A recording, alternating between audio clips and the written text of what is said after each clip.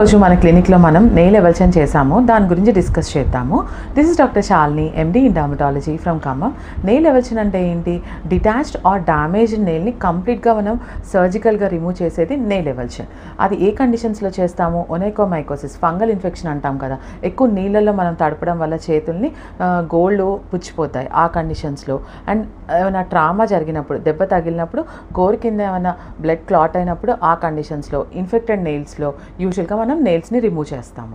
So మనం remove చేసిన తర్వాత నెయిల్ బెడ్ మీద మనము యాంటీబయాటిక్ కవరేజ్ మీద and also anti fungal coverage మీద నెయిల్ని మళ్ళీ మనం గ్రో చేపిస్తాము. సో గుడ్ హెల్దీ నెయిల్ వస్తుంది.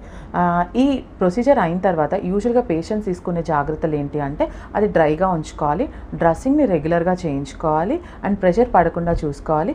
Any focus of infection like redness కానీ, స్వెల్లింగ్ కానీ, పెయిన్ కానీ ఉన్నప్పుడు డాక్టర్ని సంప్రదించాలి.